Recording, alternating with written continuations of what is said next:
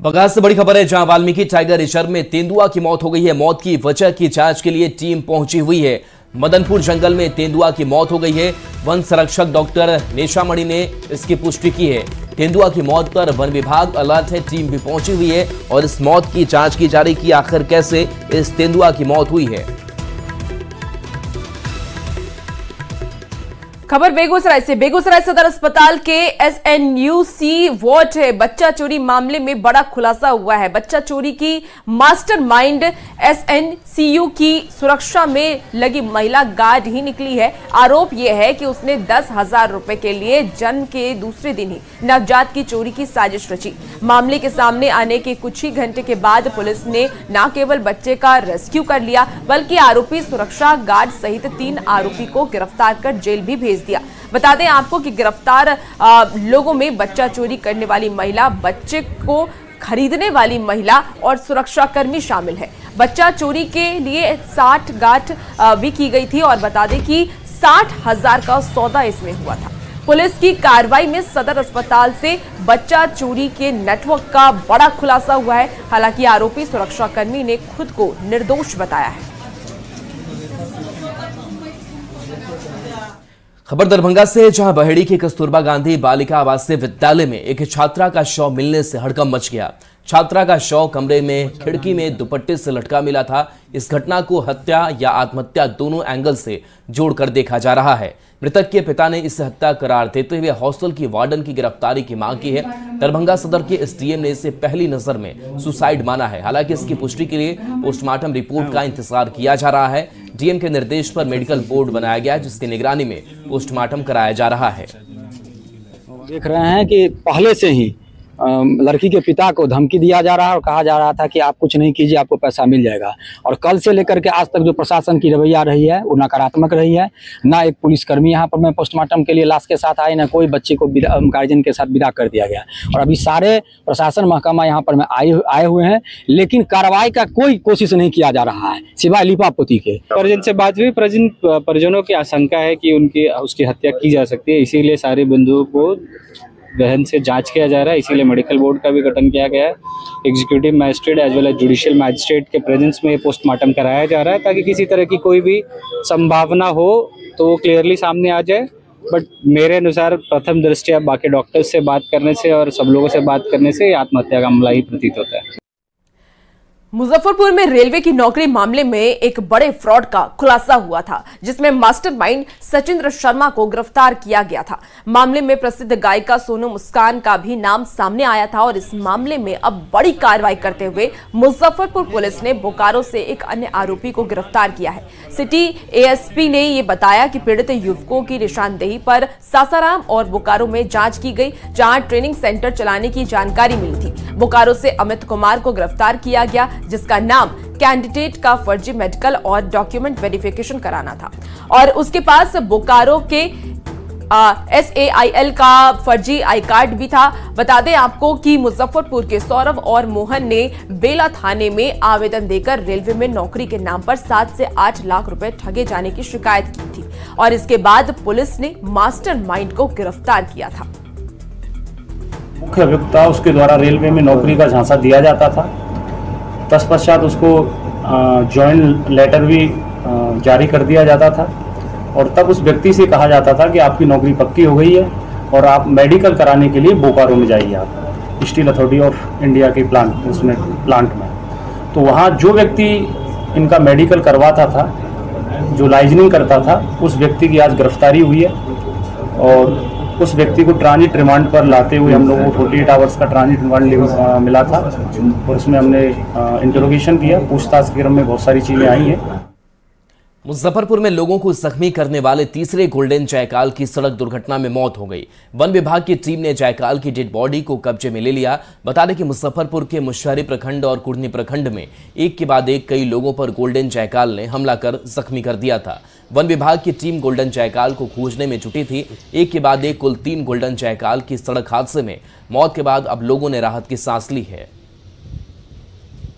पूछताछ के क्रम में पता चला कि जब धक्का लग गया तो बच्चे लोग जो हैं वो इसके गले में रस्सी लगा के घिसिया रहे थे।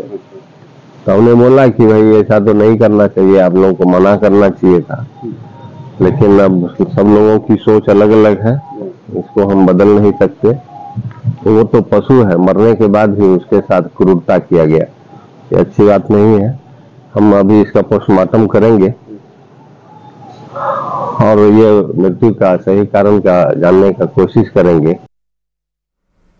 सिवान के लकड़ी नवीगंज के किसान परेशान हैं। दरअसल नहर की सफाई नहीं हो सकी है और इसकी वजह से नहर से पानी की निकासी नहीं हो पा रही है और ये पानी उनके खेत को डुबो रही है। लोगों की आशंका है कि पानी उनके घर में भी घुस सकता है। लोगों ने नहर की सफाई की मांग पर प्रदर्शन भी किया है। बता दें आपको कि लकड़ी नवागंज के तिलमापुर गांव के लोगों का ये कहना है कि छोटी खारी की सफाई नहीं होने से गंडक नहर का पानी छोटी नहर के ऊपर से निकल रहा है, जिससे आसपास के धान की फसल प्रभावित हो रही है।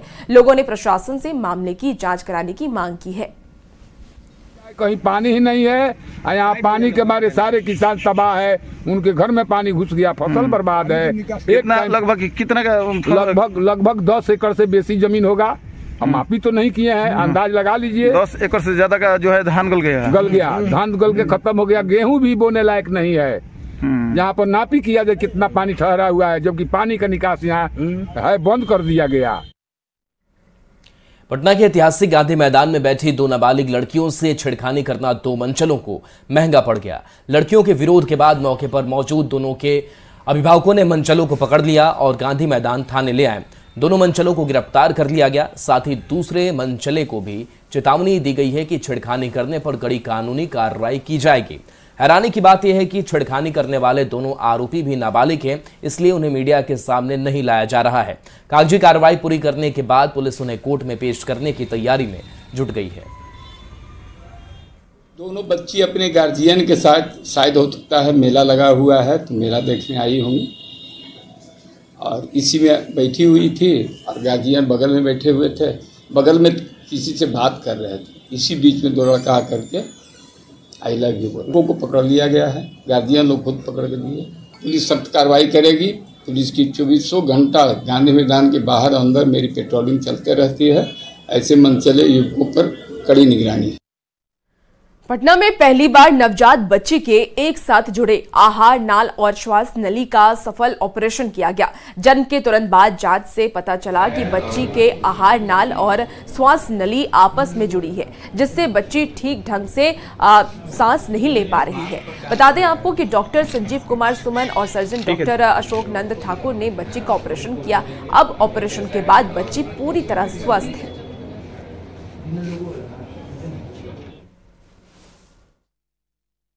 जटिलता यही थी कि इसका सांस नली और आहार नली अंदर एक था, जिसको ऑपरेशन के तहत ही उसका इलाज था। ऑपरेशन के अलावा कोई भी इसका इलाज नहीं था। तो एक तो बीमारी रेयर है, ऊपर से बीमारी डिफिकल्ट है according to the operation with post of care.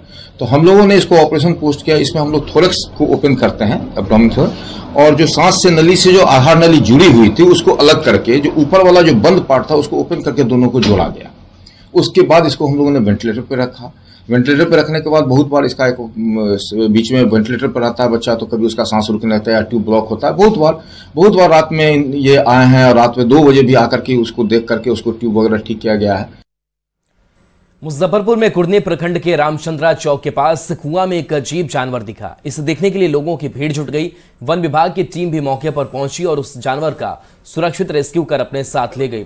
पशु चिकित्सा पदाधिकारी ने बताया कि कुएं में मिला स्मॉल इंडियन सिवेट है, जो मुजफ्फरपुर में काफी मिलता है। यह एक शांत स्वभाव का जानवर है जो हमारे आसपास ही रहता है और किसी पर हमला नहीं करता। वन विभाग ने लोगों से अपील की है कि अगर ये जानवर कहीं दिखे तो वन विभाग को जानकारी दे। ठीक है।